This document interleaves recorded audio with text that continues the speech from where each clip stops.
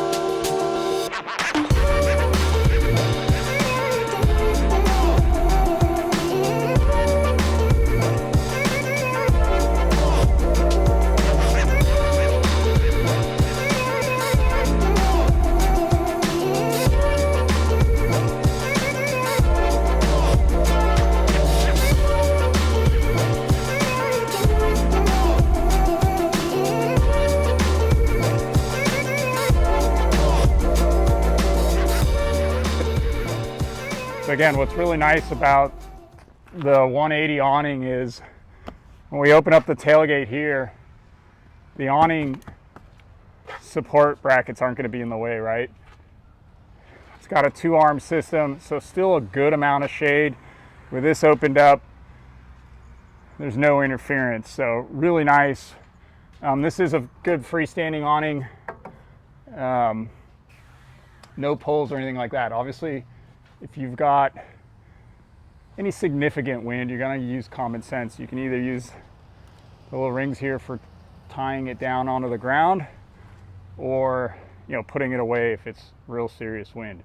But for something like this where there's a light breeze and it's quite sunny, it provides a great amount of shade.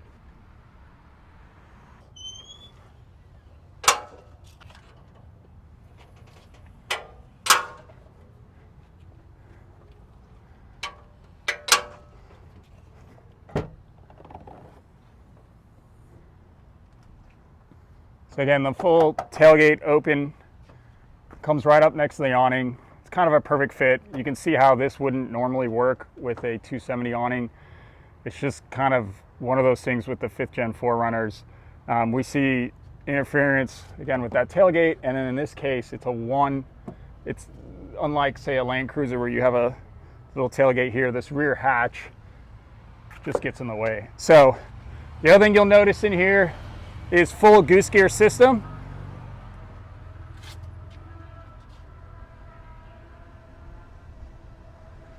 With the full second seat delete, which is really awesome. I think this particular customer has a pretty big dog that they carry around. So the dog gets the goose gear section where the second row seats would normally be. And then we've got the full camp kitchen, close to Brian's favorite setup, right? Where you've got the fridge, we've got a Dometic CFX3 on here. We've got a partner cook stove, 22-inch out here. And then we've got the drawer set up with all the camping goodies. We'll get to this in a second. All right, so I mentioned we've got the second row seat delete. This one is not the modular height, but it's the regular height. Again, I mentioned this particular customer has a dog that sits back here, an awesome space. One of the things that we were tasked to do was do a full dual battery system. Customer wanted lithium, wanted a red arc, and so we set about going to do that. One of the challenges with any dual battery system is where are you going to house all of the hardware? Ideally, you want to have monitoring so you know what's going in, if solar is going in, how many amps are going out, what your state of charge is, how many hours you have left. Generally, that requires some sort of hardware. Also, the batteries, they're big. Where are you going to put them? Sometimes we end up putting them under here. Sometimes we put them under the hood. Lithium doesn't love being under the hood. Sometimes there aren't goose gear systems to hide things. So in this particular case, we decided to use one of the new DCS lithium batteries that's this odd shape. This is about, oh boy, 27 inches long. I want to say it's about 12 inches wide and about 2 and change deep. Obviously totally different than any normal battery, but that allows us to use a really unique setup. So Jason in our shop went ahead and built a custom platform. We mounted this battery to it. We've got our red arc BCDC 1225 here. We've got a standard fuse panel here in case any accessories want to be added. And we've got everything kind of run. There is power going to the back, a couple of aux ports, a couple of auxiliary ports. But what's really unique is this battery has built-in monitoring into it. We'll show you guys the app real quick, but it's very similar to some of the other products you see out in the marketplace where you can see status charge, you can see what's going in and what's going out without all that hardware. So really slick, really nice setup here, tucked away, not really gonna get in the way of much here. So really excited about how that turned out. All right guys, so here is the DCS app that we spoke about. You can grab this on any Android or iPhone, and you'll notice it tells you a whole lot of good information. It'll tell you the state of charge, in this case it's 100%. It tells you the battery voltage at 13.5 volts. You'll see that current at 3.3 amps coming in. That is net voltage, or I'm sorry, net amps. So we've got the fridge running right now.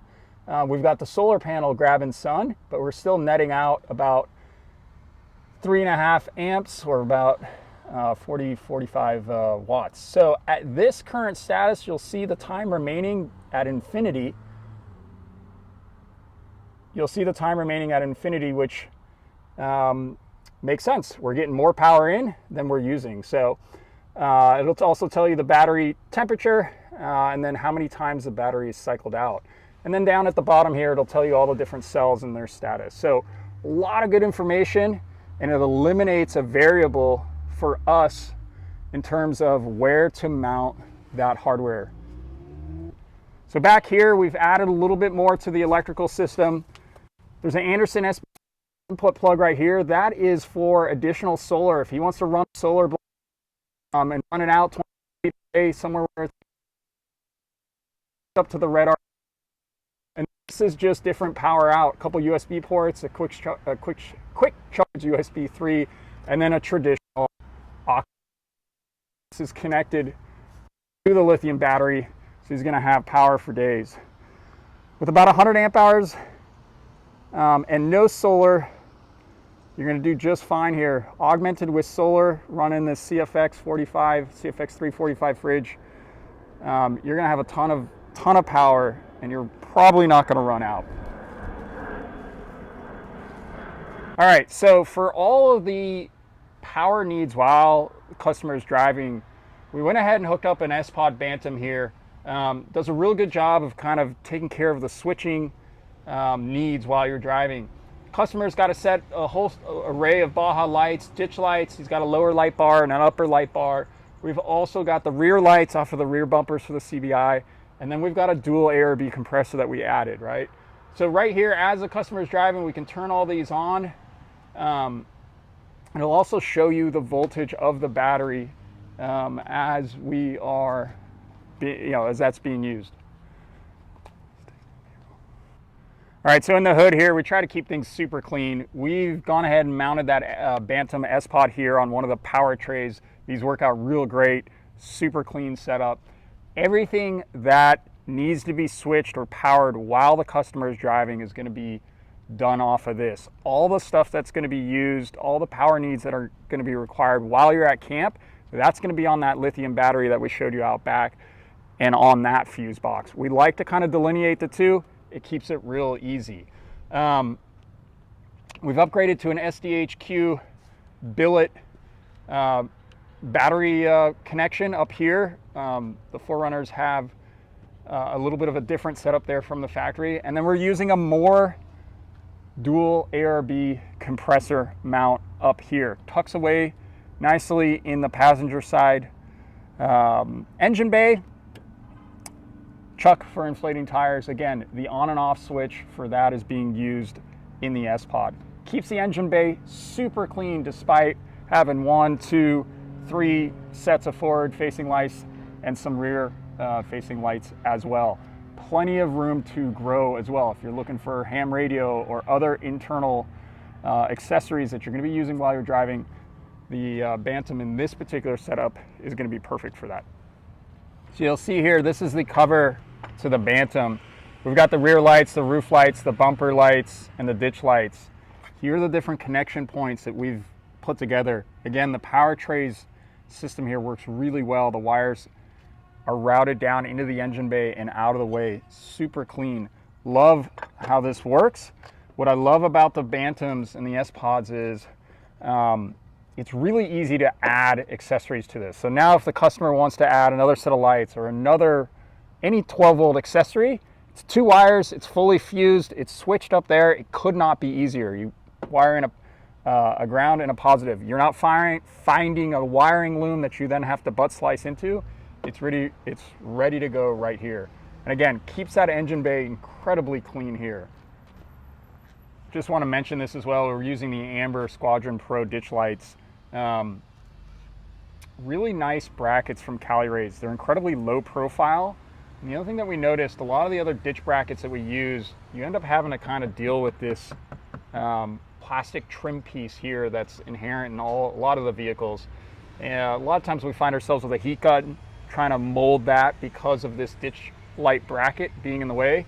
I have to give it credit to the guys over at Cali-Rays. This is a super low profile ditch light bracket and it worked very well.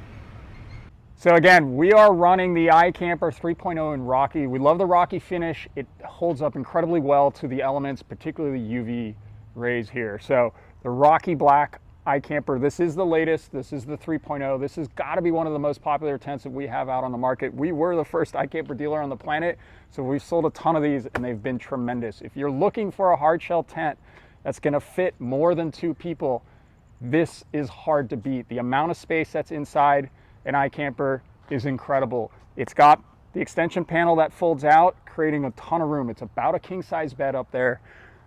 This particular customer is using the iCamper inflatable mattresses. It does a couple of things. The mattress is very comfortable, so it augments your comfort, but it also allows you to leave a little bit more stuff inside the tent. As you compress that mattress, it is an inflatable and deflatable mattress. When you deflate it, it creates a little bit more room inside, which is really nice. So the iCamper, great choice for a lot of vehicles. It's looking great on this particular truck as well. And one last thing I'm going to mention is the Solar Hawk. This is a great piece of kit for the iCamper, an upgrade kit for the iCamper. If you're running a real electrical dual battery system like we have on this truck, it is hard not to run the iCamper Solar Hawk panel. That is a 110 watt panel. It is a full monocrystalline panel. Despite its thin profile, it is about 22.5% efficient, so incredibly efficient. Where this panel really shines is in the lack of sun. Low light conditions, we have found that this panel still performs. You will still see amperage getting put into the battery. Running it on something like a Red Arc BCDC 1225, 1240, 1250, Manager 30, any of those, even the, obviously the Victrons, any of the MPPT charge controllers work really well with the Solar Hawk. Its fit and its size is what's unique. Its efficiency is what makes it awesome. But we're super pumped on how this turned out.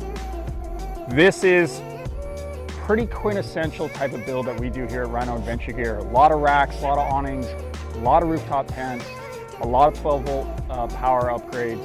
That is our bread and butter here. We can do suspension and other things as well, but this pretty much nails it for us. So really excited. If you guys have any questions, reach out to us, jump on our website, give us a ring, check out our YouTube channel. Thanks so much.